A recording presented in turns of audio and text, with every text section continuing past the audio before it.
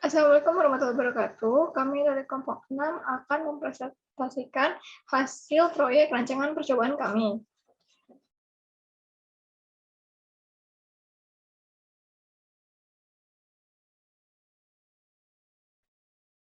Kelompok sendiri dari Erlanda Faris, Robi Afrian Utama, Nabila Artanti, Prayuda Rifki, Rifka Damayanti, dan Naftari Abdul Fattah.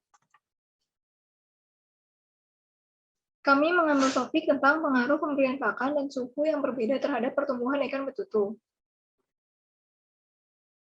Kenapa kami mengambil topik ini? Karena ikan betutu memiliki nilai ekonomis yang tinggi, tetapi masyarakat Indonesia masih jarang membudidayakannya, karena masih sedikit literasi tentang pembudidayaan ikan betutu. Salah satu faktor yang mempengaruhi nilai budidaya adalah pemilihan pakan dan suhu budidaya.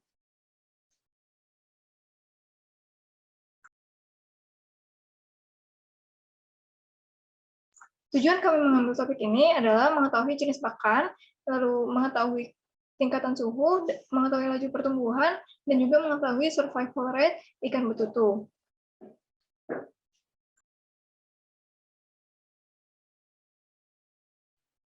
Selanjutnya yaitu tinjauan pustaka atau dasar teori. Yang pertama, ikan betutu hidup di perairan tawar seperti sungai, danau, waduk, dan rawa, serta lebih menyenangi perairan dangkal dengan dasar berlumpur. Morfologi ikan betutu yaitu mempunyai bentuk tubuh yang memanjang, berwarna kekuning-kuningan dengan bercak-bercak hitam keabu-abuan, kepala gepeng, mata besar, dan mulut lebar.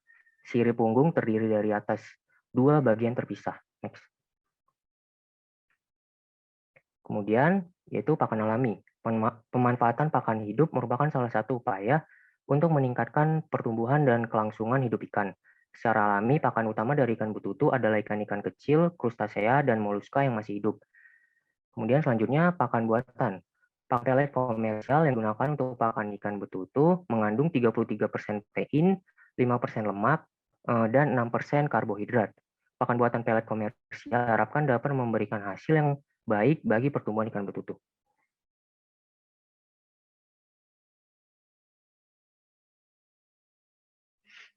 Lalu selanjutnya ada hipotesis penelitian. Ada pengaruh utama faktor jenis pakan, yang H0-nya adalah pemberian variasi pakan tidak berbeda signifikan terhadap pertumbuhan ikan betutu. Lalu ada H1 yaitu pemberian variasi pakan yang berbeda terhadap pertumbuhan ikan betutu. Lalu juga ada pengaruh utama faktor jenis suhu. H0-nya itu adalah suhu yang berbeda, tidak berpengaruh signifikan terhadap pertumbuhan dari ikan betutu. Lalu ada H1, suhu yang berbeda berpengaruh signifikan terhadap pertumbuhan dari ikan betutu.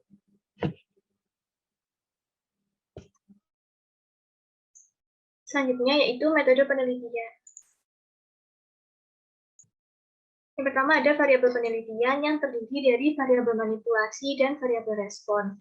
Variabel manipulasi terdiri dari pakan dan juga suhu, sedangkan variabel respon atau variabel yang diamati terdiri dari laju pertumbuhan spesifik, laju pertumbuhan panjang harian, dan survival rate. Selanjutnya adalah pengumpulan data di mana dilakukan di Laboratorium Fakultas Perikanan dan Ilmu Kelautan Universitas Brawijaya pada Desember sampai Januari 2021, di mana kita melakukan pemeliharaan selama 28 hari. Nah, untuk persiapan pemeliharaannya, ini ada akuarium sebanyak 22 untuk setiap variabel, dengan total 40 akuarium, dan di satu buah akuarium ini terdapat satu ikan. Nah, untuk air untuk media ikan itu adalah air yang digunakan air PDAM. Nah, untuk unit percobaannya untuk variabel pakan itu menggunakan ikan betutu sebanyak 20 ekor dengan berat awal 15,1 gram dan panjang total 10,2 cm, dan suhu yaitu ikan betutu sebanyak 20 ekor dengan berat awal 16,2 gram dan panjang totalnya 11,2. Di sini kita melakukan variabelnya ada 4, yaitu pakan ada cacing darah, cacing sutra, kemudian benih ikan mas dan pelet. Dan untuk suhu sendiri ada 26 derajat, 29 derajat, 32 derajat, dan perlakuan kontrol di mana ini tanpa heater. Jadi antara 24 derajat sampai 28 derajat. Nah, kita memberikan pakan ini secara ad libitum atau sampai ikan kenyang. Dengan perhitungannya juga kita dibantu oleh software pas 4,03. Selanjutnya,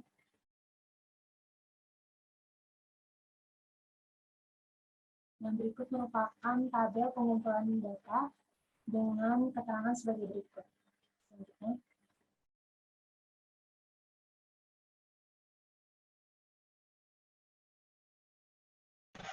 lalu ada skema penelitian,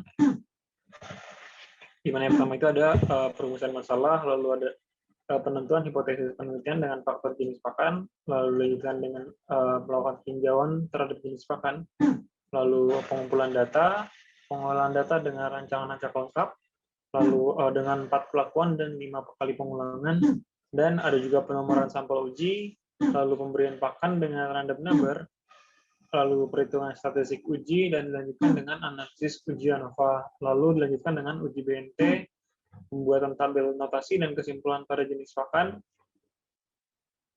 dan penentuan laju pertumbuhan spesifik F atau SGR, dan penentuan laju pertumbuhan panjang harian atau DL.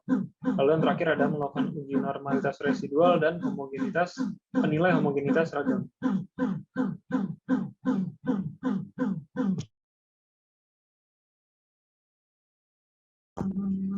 Lalu ada juga dapat dilihat di sini dari desain penelitiannya dan contoh tabel ANOVA RAL.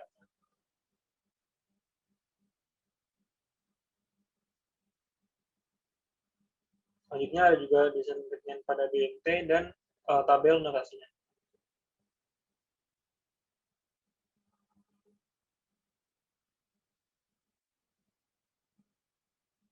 Dilanjutkan dengan pada rumus perhitungan laju pertumbuhan spesifik SGR dan laju pertumbuhan panjang harian atau DL. Dan ada juga rumus perhitungan SGR, laju pertumbuhan spesifik, dan survival rate, dan dilanjutkan dengan pengolahan di software PAST 4.03 untuk didapatkan uji normalitas residual dan homogenitas ragam.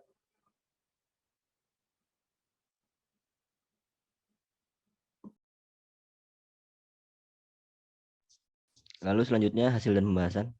Next. Berikut merupakan data hasil penelitian, yang di atas merupakan data pakan, yang di bawah, dan yang di bawah merupakan data suhu. Next. Berikut merupakan hasil perhitungan pakan dengan tabel ANOVA. Di sini dapat terlihat F hitung sebesar 3,45, melebihi F tabel sebesar 3,239. Hal ini menunjukkan bahwa bisa dilanjutkan ke uji BNT. Next. Selanjutnya yaitu uji BNT. Hasil BNT didapatkan sebesar 1,68. Hasil BNT didapatkan dari rumus berikut. Selanjutnya setelah kita dapat nilai BNT, kita bisa lanjut membuat tabel hasil uji BNT. Bisa kita lihat di tabel, perlakuan A kita beri notasi A, perlakuan C dan B diberi dengan notasi A, AB, dan perlakuan D diberi dengan notasi B. Berdasarkan tabel di atas menunjukkan bahwa perlakuan pemberian pakan terbaik terdapat pada pakan A, yaitu cacing sutra. Walaupun demikian, perlakuan tersebut tidak berbeda nyata dengan perlakuan pemberian pakan B berupa ikan mas dan pakan C berupa cacing darah. Sedangkan perlakuan pemberian pakan D dengan pelet memberikan hasil terendah dan berbeda nyata dengan perlakuan pakan alami. Selanjutnya yaitu hasil perhitungan dari laju pertumbuhan spesifik atau SGR dan laju pertumbuhan harian atau DL.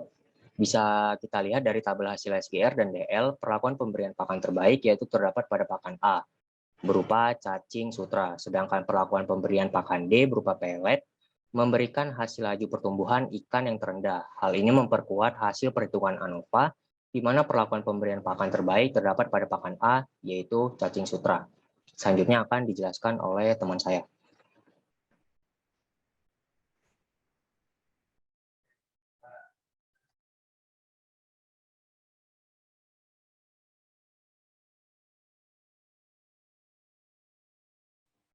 baik, selanjutnya adalah perhitungan menggunakan software PAS 403. Yang di sini dapat dilihat berdasarkan output pada gambar sebelah kiri diperoleh P sama dengan 0,04 sekian, di mana ia kurang dari taraf kepercayaan yang alfa 0,05 sehingga ia tolak H0.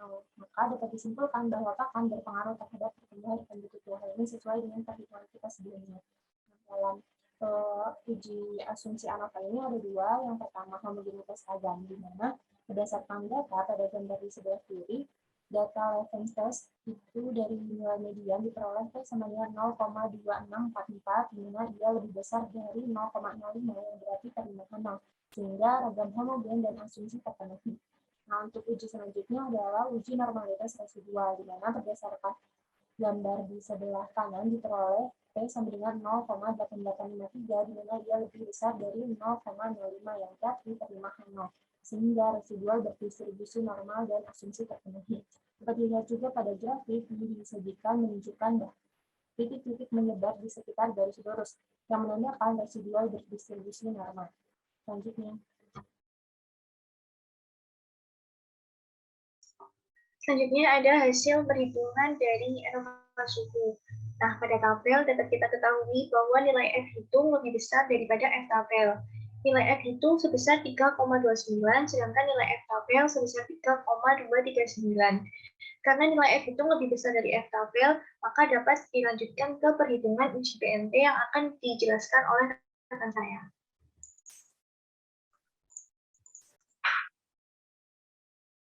Ini adalah perhitungan BNT suhu. Nilai BNT yang didapatkan adalah 1,54. Perlakuan B, C, dan D diberi notasi A, berarti mereka tidak berbeda nyata. Perlakuan D dan A diberi notasi B. Perlakuan B dan C berbeda nyata dengan perlakuan A. Lalu ada laju pertumbuhan spesifik. Nilai laju pertumbuhan spesifik terjadi di perlakuan B, dan yang terendah adalah perlakuan A. Sama dengan survival rate. Yang tertinggi ada perlakuan B dengan 100%, dan yang terendah adalah perlakuan A dengan 40%.